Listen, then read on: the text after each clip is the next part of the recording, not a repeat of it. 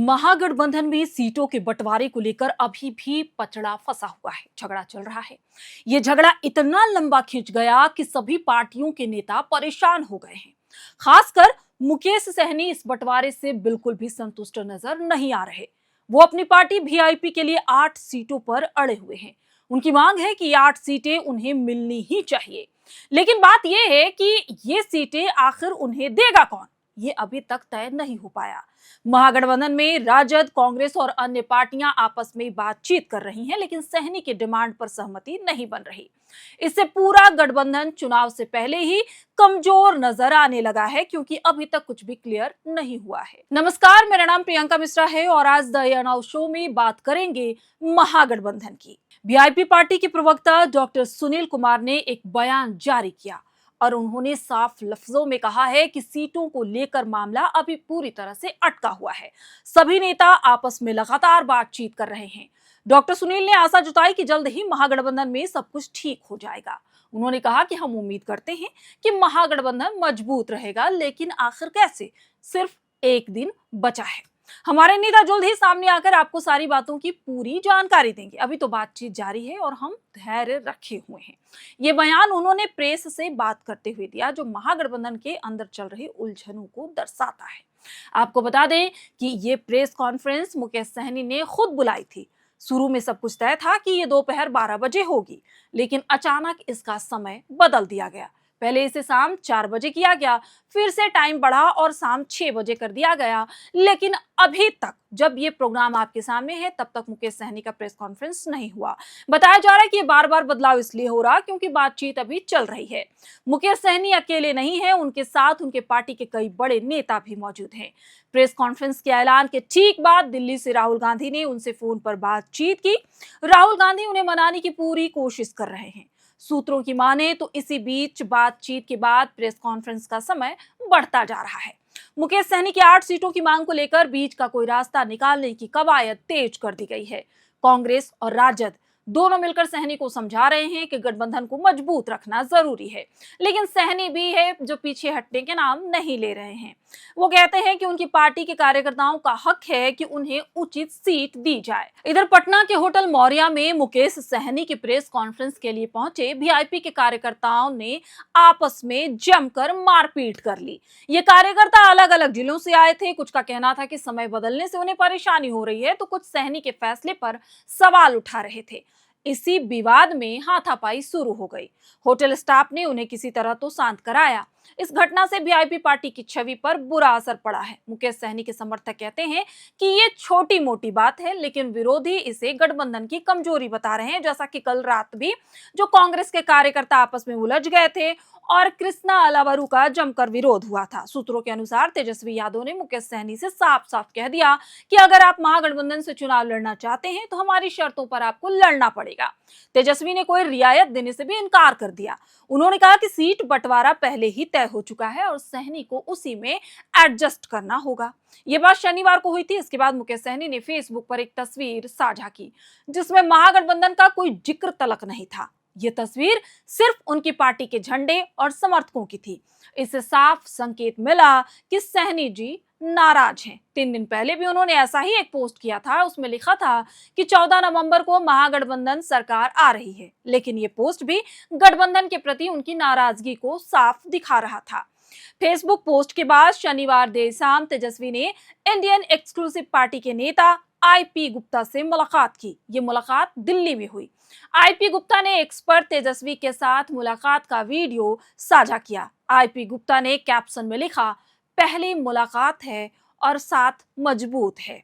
शाम भी खास है, वक्त भी खास है। मुझको एहसास है, इससे ज्यादा हमें और क्या चाहिए। मैं तेरे पास हूं, तू मेरे पास है। इससे साफ साफ लगता है कि तेजस्वी नई पार्टियों से गठजोड़ बनाने की कोशिश कर रहे हैं, नई पार्टियों को तरजीह दे रहे हैं, शायद सहनी के विकल्प के तौर पर। हालांकि फेसबुक पोस्ट के ठीक 4 घंटे बाद मुकेश सहनी ने अपने सोशल मीडिया अकाउंट से एक नया बयान जारी कर दिया, जिससे वार छिड़ गया है। उन्होंने कहा कि महागठबंधन अटूट है, हम लोग महागठबंधन के साथ पूरी तरह हैं। ये बयान देकर उन्होंने नाराजगी कम करने की कोशिश की, लेकिन जानकार कहते हैं कि यह सिर्फ अंदरूनी दिखावा है। असल में बातचीत अभी चल ही रही है। अरुण पांडे जो राजनीतिक विश्लेषक हैं कहते हैं कि अगर बीजेपी मुकेश सहनी को तोड़ लेती है तो इसका बहुत बड़ा फायदा एनडीए को मिलेगा। एनडीए चुनाव से पहले यह मैसेज दे सकेगा कि महागठबंधन में एकजुटता बिल्कुल भी नहीं है। ये झटका बिल्कुल वैसा ही होगा जैसे 2024 के लोकसभा चुनाव में नीतीश कुमार के इंडिया गठबंधन छोड़ने से लगा था। नीतीश कुमार ने इंडिया गठबंधन बनाने से पहले पूरे विपक्ष को एकजुट करने में बहुत बड़ी भूमिका निभाई थी। उसके जाने से विपक्ष को भारी नुकसान हुआ था। अब सहनी का जाना भी वैसा ही असर डालेगा। पांडे जी कहते हैं कि बीजेपी इस मौके को हाथ से नहीं जाने देगी, लपक लेगी। एनडीए के लिए अति पिछड़ा वर्ग यानी ईबीसी सबसे मजबूत वोट बैंक है, कोर बैंक जिसको कहते हैं। ईबीसी और ओबीसी वोटर्स एनडीए का, खासकर नीतीश कुमार का मुख्य समर्थक आधार है। अगर मुकेश सहनी एनडीए के साथ आ जाते हैं तो एनडीए का ये वोट बैंक और भी मजबूत हो जाएगा। वैसे भी मुकेश सहनी का सबसे ज्यादा असर मिथिलांचल और कोसी के इलाके में है। ये इलाका बीजेपी का पुराना गढ़ माना जाता है। सहनी के आने से यह गढ़ पत्थर की तरह मजबूत हो जाएगा। सहनी के समर्थक कोयरी समाज के हैं जो ईबीसी का बड़ा हिस्सा है। इन वोटर्स को भाजपा आसानी से लुभा सकती है। 2005 के बाद नीतीश कुमार कोयरी, कुर्मी और ईबीसी समुदाय के सबसे बड़े नेता बने हुए हैं। इन्हीं समुदायों की सोशल इंजीनियरिंग के दम पर वो 20 साल से लगातार बिहार के सत्ता पर काबिज हैं, मुख्यमंत्री बने हुए हैं। नीतीश ने इन वोट बैंकों को जोड़ा और एनडीए को मजबूत बनाया। लेकिन 2024 के लोकसभा चुनाव के बाद से तेजस्वी यादव इसी वोट बैंक में सेंध लगाने की पुरजोर कोशिश कर रहे हैं। इसके लिए उन्होंने दो बड़े कदम उठाए। पहले कदम था लोकसभा चुनाव में पहली बार राजद और महागठबंधन ने कुशवाहा समुदाय के 7 उम्मीदवारों को टिकट दे दिया। यह समुदाय ईबीसी का हिस्सा है और नीतीश का कोर वोटर। से तेजस्वी ने साफ मैसेज दिया कि राजद अब इन वोटर्स को अपनी तरफ खींच रही है। दूसरा कदम था मुकेश सहनी को अपने साथ जोड़ना।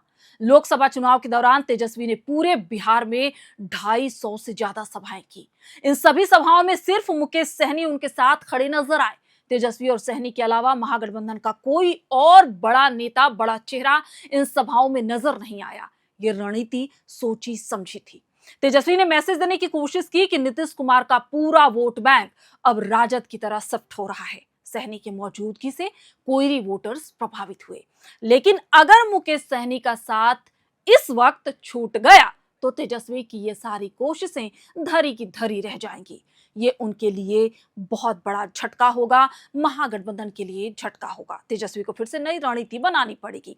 मुकेश सहनी ने एनडीए और महागठबंधन दोनों के साथ चुनाव लड़ने का लंबा अनुभव रखा है। 2014 के लोकसभा चुनाव में उन्होंने अपनी कोई पार्टी न होने के बावजूद बीजेपी के लिए जमकर प्रचार किया। 2015 के विधानसभा चुनाव में भी वो बीजेपी के पक्ष में रहे। उस समय वो निर्दलीय कार्यकर्ता थे, लेकिन बीजेपी को उनका पूरा समर्थन था। फिर 2018 में उन्होंने अपनी पार्टी वीआईपी बना ली। 2019 के लोकसभा चुनाव में वो महागठबंधन के साथ नजर आए। उस चुनाव में वीआईपी ने 4 सीटों पर उम्मीदवार उतारा, लेकिन सभी पर हार का सामना करना पड़ा। फिर 2020 के विधानसभा चुनाव में मुकेश सहनी दोबारा एनडीए का हिस्सा बन गए। इस बार उन्होंने 11 सीटों पर उम्मीदवार उतारे और 4 सीट पर जीत हासिल की।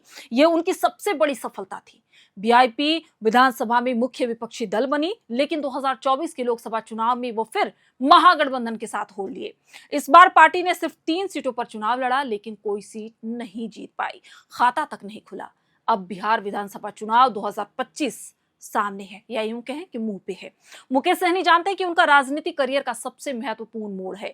अगर वो महागठबंधन से अलग हो गए तो वीआईपी का भविष्य खतरे में पड़ सकता है। लेकिन 8 सीटों की मांग पर वो पीछे नहीं हटेंगे। एनडीए की तरफ से भी लालच आ रहा है। बीजेपी उन्हें आकर्षक ऑफर दे रही है। सहनी के समर्थक कहते हैं कि जो भी फैसला होगा वो पार्टी के हित में होगा। कुल मिलाकर ये पूरा मामला महागठबंधन के लिए खतरे की घंटी है। अगर सहनी को नहीं संभाला गया तो विपक्ष की जो एकजुटता है वो टूट जाएगी, नींव कमजोर पड़ जाएगी। एनडीए को इससे फायदा होगा और चुनावी समीकरण बदल जाएंगे। सभी की नजरें टिकी हुई हैं अब मुकेश सहनी के ऐलान पर कि आखिर वो क्या कुछ कहते हैं। उससे पूरे बिहार की राजनीति पर असर पड़ सकता है, पूरा राजनीतिक समीकरण बदल सकता है। बातचीत चल रही है और उम्मीद है कि कोई बीच का रास्ता निकल आए, लेकिन राजनीति में कुछ भी संभव है। आपको आज का हमारा ये विश्लेषण कैसा लगा, हमें कमेंट करके जरूर बताएं। और बिहार की राजनीति में किस तरह से फेरबदल हो रहे हैं, बिहार के चुनाव को आप किस तरह से देख रहे हैं, आपके नजरिए से इस बार का बिहार चुनाव कैसा है, हमें कमेंट करके जरूर बताएं। हमारे चैनल को ज्यादा से ज्यादा सब्सक्राइब करें, क्योंकि बिहार चुनाव से जुड़ी पल पल की खबरें हम आप तक पहुंचा रहे हैं। आप हमारी वेबसाइट पर खबरों को पढ़ सकते हैं। airnow.co.in हमारा वेबसाइट है, जहां आप जाकर हमारी खबरों को पढ़ सकते हैं। हर खबर वहां आपको अपडेट मिलेगी। इंस्टाग्राम, फेसबुक और ट्विटर पर भी आप हमें फॉलो कर सकते हैं, हमारे साथ जुड़ सकते हैं। आप सभी का बहुत बहुत शुक्रिया। शुभ रात्रि।